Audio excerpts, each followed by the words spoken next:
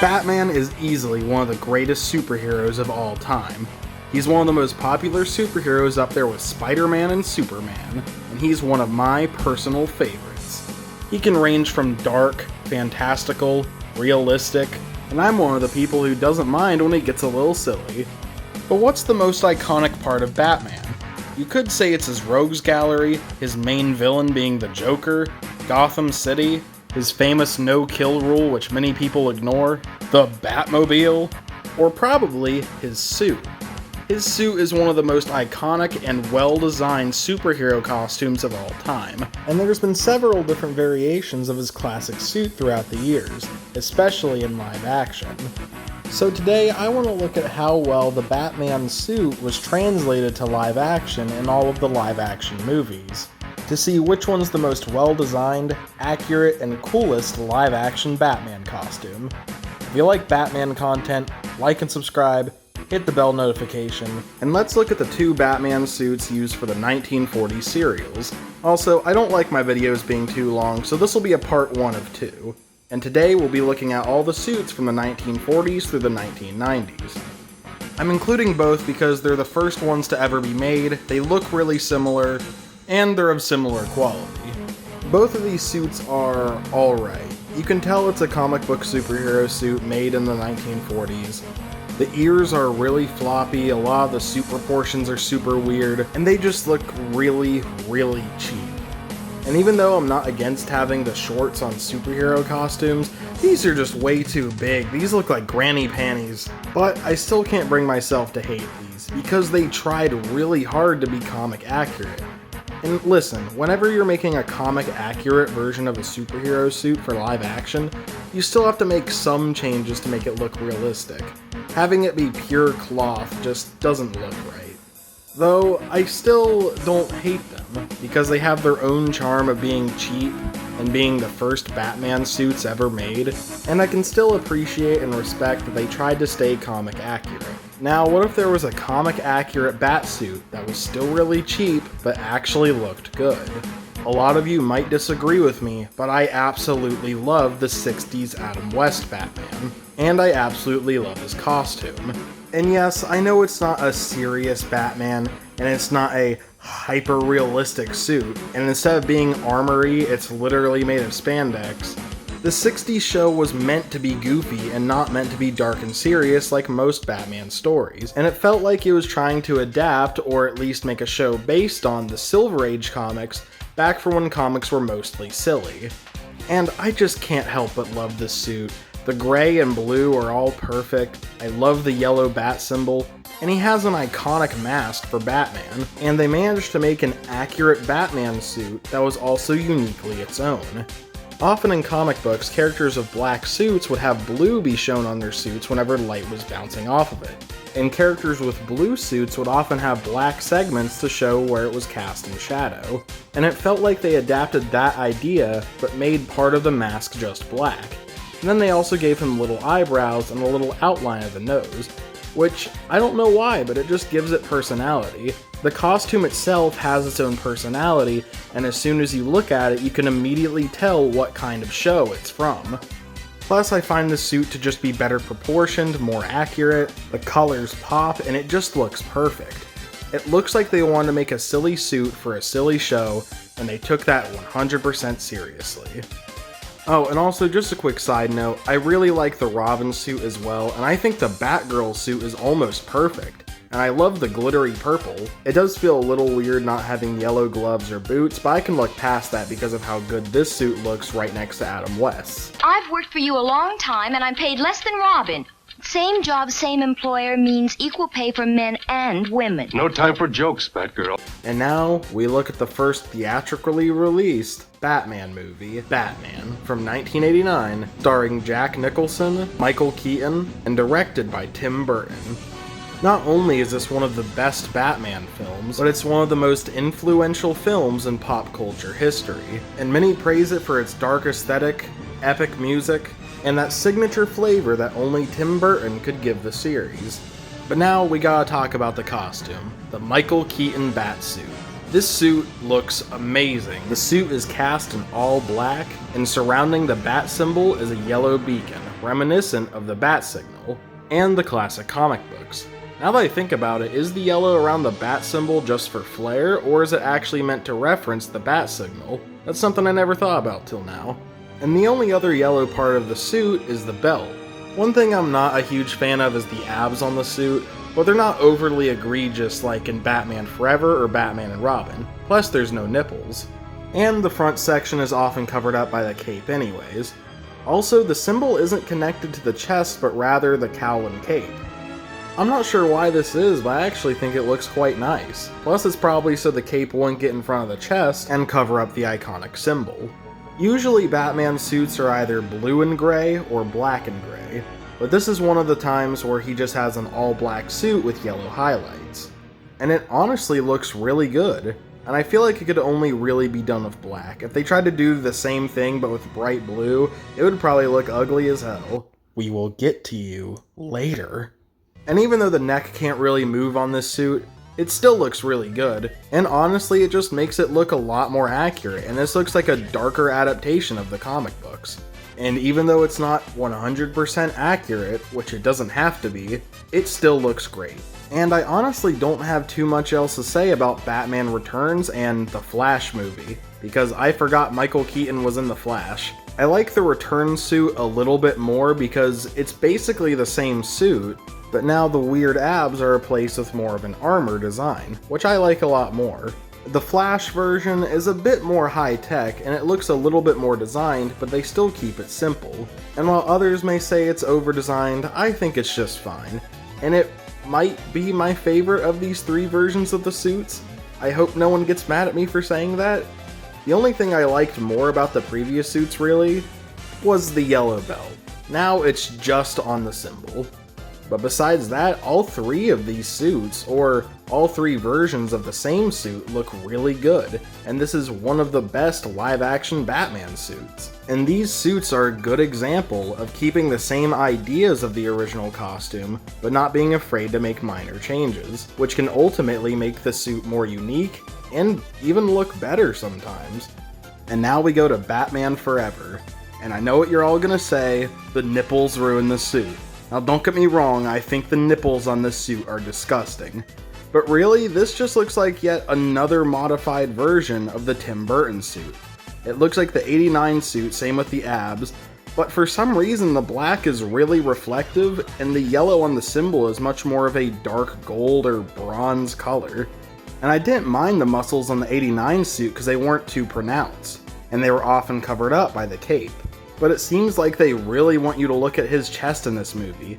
He has really defined muscles like he's at a bodybuilding competition and he didn't have any water. And of course, the nipples. And the pants on the '89 suit look fine, but this one it feels like they're really trying to accentuate some anatomy. So this suit is okay. I don't hate it, but it's definitely not as good as before. And the suit he wears in the final act of the movie is the sonar suit, which I like a lot more. I especially like the big bat symbol on the chest, and that there's no more nipples, hooray! But it's all this weird silvery, bluey black, I'm not really sure what color this is, that's all around the suit, and it just looks kinda off. And the only other color on the suit is a little bit of gold on the smaller bat symbol on the belt. I feel like this suit could have looked a little better with a little more gold, or if they would have just fully committed to making it all one color. And while it does look a bit over-designed, this isn't meant to be a main bat suit. It is called the sonar suit, and it does have its own special purpose. But I haven't even gotten to the worst suit in this movie. What is that? What the fuck is that? I don't care what anyone says, I think the Robin suit in this movie is atrocious.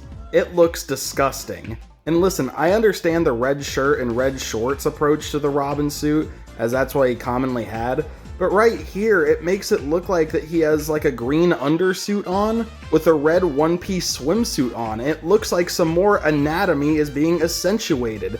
I don't want to look at Robin's gigantic cock. I'm sorry, but it genuinely feels like they're trying to direct my eyeballs to this part of the body, and I don't want to look there. And not only this, but it also has the ugly nipples. And also, you can see where they tried to adapt the colors, the black and yellow cape, the green and red.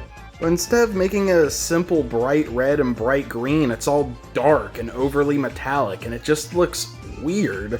I really don't like this suit, and I think that there have been better live-action Robin suit adaptations.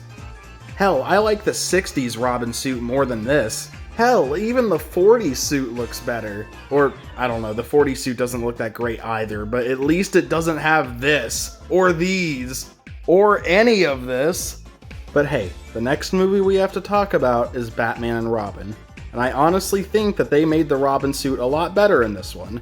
And since I'm already talking about it, I might as well just say, I like this except for the nipples. If the nipples were gone, I'd say this is a pretty decent suit. This one definitely seems a lot more Nightwing inspired, obviously having black and red instead of black and blue. And they were originally planning a spin-off about Robin before it got cancelled along with Batman 5, and if you recolor the red parts to blue, that would have looked really good actually. I still feel like the muscles are a bit too defined, and pretty much all the suits in this movie try and show off some anatomy, but this one's a bit less of an eyesore. This one's alright. Listen, before I talk about the Batman and Robin Batsuit, I want to talk about the horrible Batgirl suit. Where do I begin with this thing? There's no ears or even a full mask, it's just a small Robin-like mask, so it's missing one of the defining features of a Batman or Batgirl suit, which is the ears.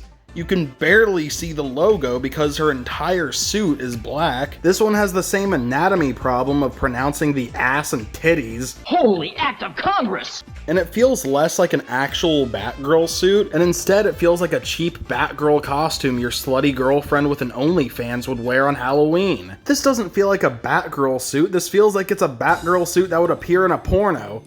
And not only that, but it just looks boring as hell. You couldn't have added a yellow symbol, yellow gloves, or yellow boots, or at least made it all purple. You could have done something to this thing. But no, they seem to mess it up in pretty much every way. And Batgirl suits are usually meant to be at least a little bit more colorful than Batman suits, but Batman's suit in this movie is more colorful than this. What the fuck were they thinking? Also in this universe, instead of Batgirl being Jim Gordon's daughter, she's Alfred's niece. And not only that, but Alfred designed her costume. So he made his niece's costume overly sexualized and gave it little points where the nipples would be on the suit. That's your fucking niece, you sick bastard! And now, on a more positive note, I actually don't hate the George Clooney suit. The only thing I really hate about it is the nipples and really detailed abs. If the nipples were removed and the abs were simplified, I would actually really like this costume. The very dark blue actually looks really nice. It's kind of a midnight blue that would actually match a nighttime setting, well, except he's in the city, where there's tons of light pollution. But besides that, I like that detail, and I actually kind of like the idea of the entire suit, symbol included, being this dark, shiny blue color. And it's not overly metallic like the Forever suits, especially the Robin one. And I actually think that this would be a good design if the abs were simplified and they didn't have those stupid ass fucking nipples. These are gross. And George Clooney's smug ass face isn't helping either. So this is literally a suit that could actually look good in my opinion and be a unique idea if it got rid of its two big ass problems, which kinda ruin it. I like having it all be one color, but when it's all one color and he has defined abs and nipples, he looks like a naked dark blue man running around with gigantic bat ears. And just to finish off this video, I want to discuss these three suits. I don't think they're that great, and so I'll just say, the snow version of the Batgirl suit makes it look less boring. I will give it that. And seeing a black and silver version of a Robin suit actually looks pretty cool. Oh, what the fuck? They specifically made his cock silver. They want you to look at his shiny ding-dong. The first suit wanted you to look at his red dick, and then they fixed that problem, and now they want you to look at his platinum cock. God damn it, Schumacher, one step forward, two steps back. And the Batman suit has a gigantic silver penis as well. I will say I do like the idea of silver accents, and I do like the big silver bat symbol, but besides that, these costumes are kinda over-designed. Except for the Batgirl one, oddly enough. I actually think that's the best suit of these three. Still not great. Still not even good, but it's a little bit better than this. This is it, the movie with the worst bat suits. And even when they have good ideas for some of these costumes, which is these two, they're ruined by these gross fucking things. Why does Batman have nipples? Why? We've been saying this since the 90s. Why did you put nipples on the costume? We've been saying this for years. I'm glad they never did it again, but Batman and Robin's legacy will continue to be that really bad Batman movie with Arnold as Mr. Freeze and the bat nipples. Although I will defend it by saying that some people have said that this movie is enjoyable if you think of it as a high-budget episode of the 60s show, and I can kinda get that. This video's getting pretty long, and I'm tired of looking at these, so if you want a part 2 talking about the Dark Knight suits, all the way up until the suits that we have today, then leave a like, hit subscribe, turn on bell notifications, and also if you want, in the description you can follow my Twitch. And I am planning on releasing my Patreon at 1,000 subscribers, but I also want to make sure the tiers have good enough rewards. So I might delay the release, or release it and update it later. Anyways, that's all I have to say for now. I hope you enjoyed the video, don't forget to like and subscribe, and I'll see you all next time.